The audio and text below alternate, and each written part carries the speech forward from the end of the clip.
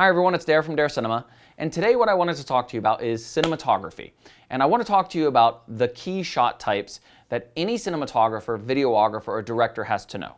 Now, of course, I'm speaking of extreme long shots, medium shots, close-ups, and extreme close-ups.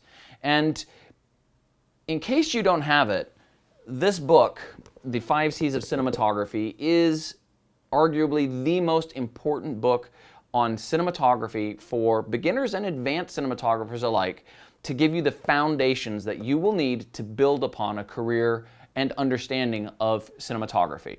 I think I read this book about 2.5 decades ago, and when I first did, it was a revelation. But that being said, because it's a written book with black and white still photos, there were some concepts it was a little bit more difficult to grasp. So what I wanted to do, and what I did do, for other cinematographers and students of the craft, is I created a course called Cinematography Camera Angles. And really it just helps take some of the key concepts that are being talked about in this chapter on camera angles and really shows you visually what those concepts are, not in still but actual shot format. The course has 10 different chapters, and I cover things like what the 3 types of camera angles are. I talk about lenses a little bit. I go into the 3 factors that determine camera angle, the 5 basic shot types, what are the descriptive shot types, the importance of subject angle, camera height, and learning to use camera angles. So there's a lot covered in here. Today, I just wanted to share with you one of the lessons on the key shot types, and without further ado, here you are.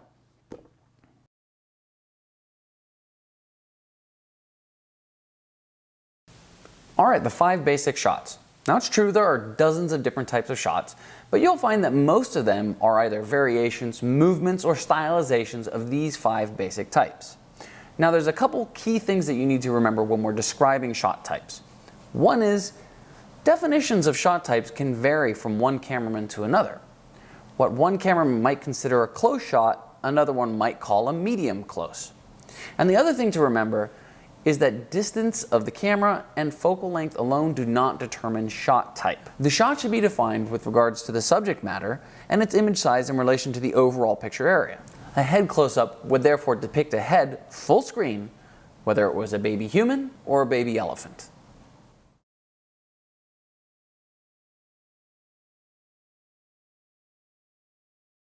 The extreme long shot. This is when you're viewing any area from a vast distance, and it's used when you want to impress an audience with the scope of a setting. Extreme long shots are best filmed from a high vantage point, such as a high camera platform, the top of a building, a hilltop or a mountain peak, or from an airplane or helicopter. Such massive shots can help set the scene for what follows by putting the audience in the proper mood and providing them with the overall picture before introducing characters and establishing storyline.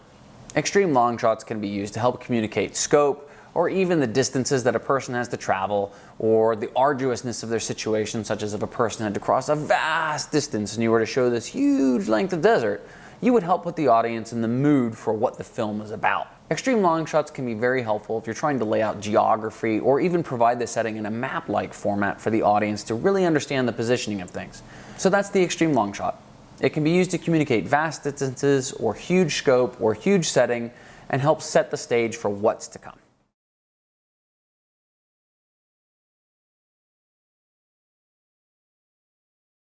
All right, the long shot. Well, let's look at some long shots. A long shot takes in the entire area of action. The place, the people, and the objects in the scene are shown in a long shot to acquaint the audience with their overall appearance. Long shots can include streets, houses, a room, or any setting where the event takes place. The long shot should be employed to establish all the elements in the scene so that viewers will know who is involved, as well as where they are located as they move about, especially when seen in closer shots as the sequence progresses.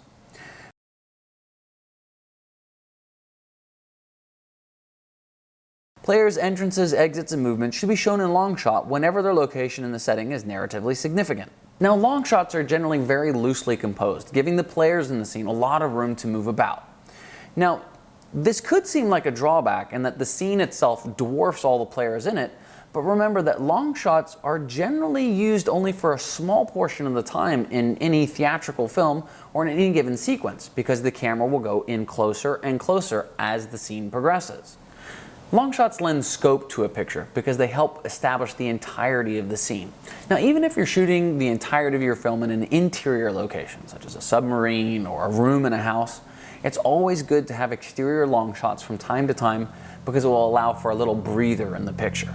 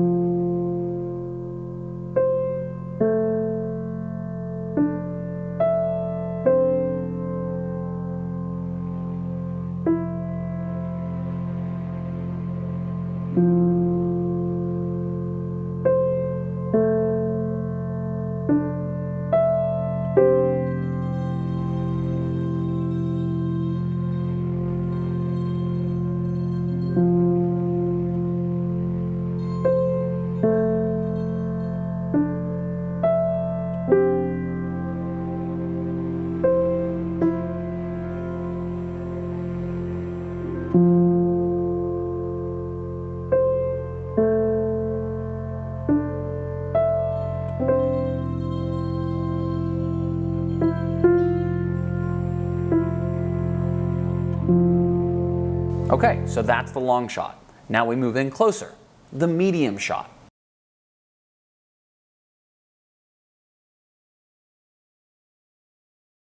The medium shot. Well, a medium shot could be better defined as an intermediate shot because it falls between the long shot and the close-up. Now, the vast majority of films and theatrical productions are made up of medium shots. Now, medium shots are usually where players are filmed from above the knees or from just below the waist. And while several players may be grouped in a medium shot, the camera will be close enough to record with clarity their gestures, facial expressions, and movements. Medium shots are excellent for television filming because they present all action within a restricted area and large-size figures. Medium shots generally comprise the bulk of theatrical films because they place the audience at a middle distance. Excellent for presenting events after the long shot has established the scene.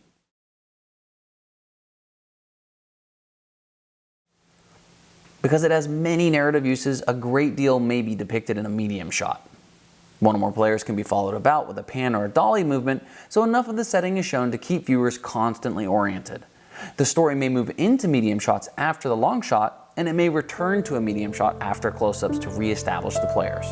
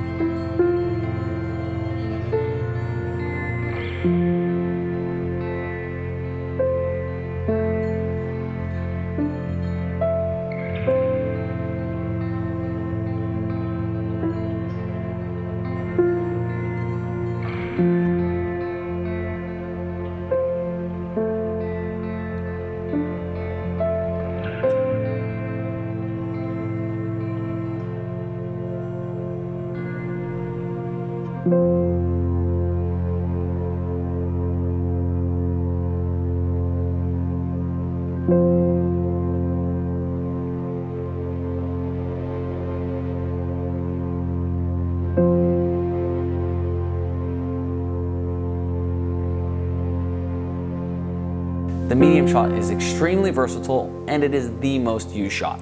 Alright, Now when you punch in even closer, you get to what are called close-ups.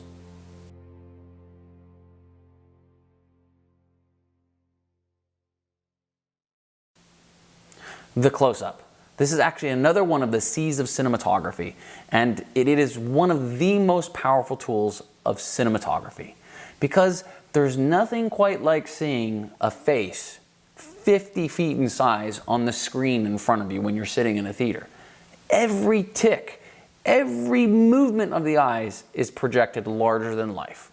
Now there are many variations of the close-up. A close-up of a person is generally designated according to image size. A medium close-up films a player from approximately midway between waist and shoulders to above the head.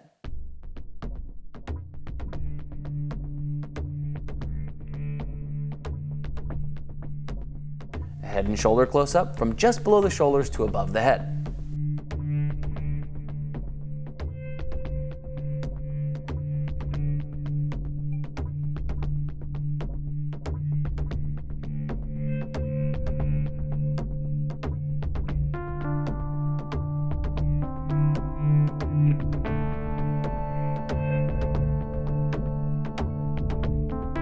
A head close-up includes the head only.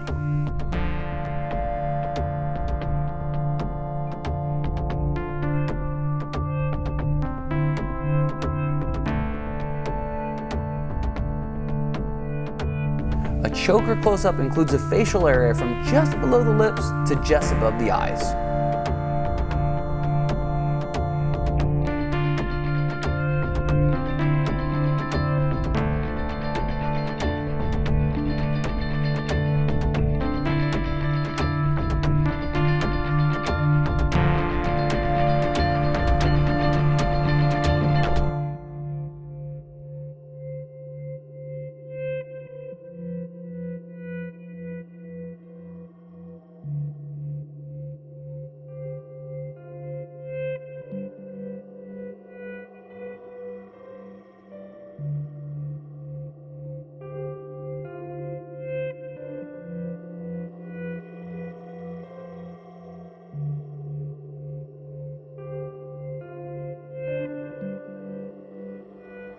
Now, many directors and cameramen have their own ideas as to what a close-up is when they say it.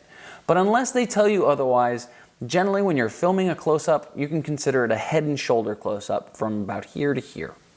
That's the close-up.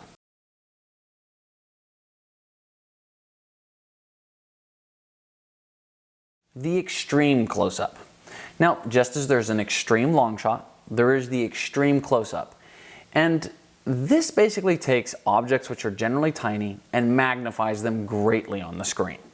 Let's look at some examples of this. Now, an extreme close-up can be just about anything, whether it's insects or, like you see here, the needle of this record player. When small actions are significant, such as cutting the cables when he's trying to dismantle the bomb at the last second, extreme close-ups can be very effective for heightening the tension and drawing the audience into the importance of that minute detail. Now, extreme close-ups don't have to be just of technical things or flowers or bugs. They can also be parts of a person, maybe a finger, or you've seen it a lot when you go right in on a person's eye, such as in the Three Colors trilogy, the Blue film, when we're so close on Juliette Binoche's eye when she's in the hospital that we're seeing the other people in the room reflected in her eye. Anyhow, it's an amazing type of shot when it's used correctly. Okay, those are the 5 basic shots: the extreme long shot, the long shot, the medium shot, the close-up, and the extreme close-up. Now, there are a ton of different types of shots. However, the image size of those shots will fall within one of those 5. So, now let's talk about what are called the descriptive shots. Okay, so that's the lesson, and I hope that was helpful and it helped you learn something. Whether or not you get the course from my website, you really need to have this book if you are working in film. And I don't care if you're a gaffer, a cameraman, an AC, a director, whatever it is, if you're going to be in any way interacting with the camera, you need to understand what is happening with it, and there isn't a better book on the subject than this to get you started. All right, so thanks again for watching. Please remember to subscribe, and I will catch you next time.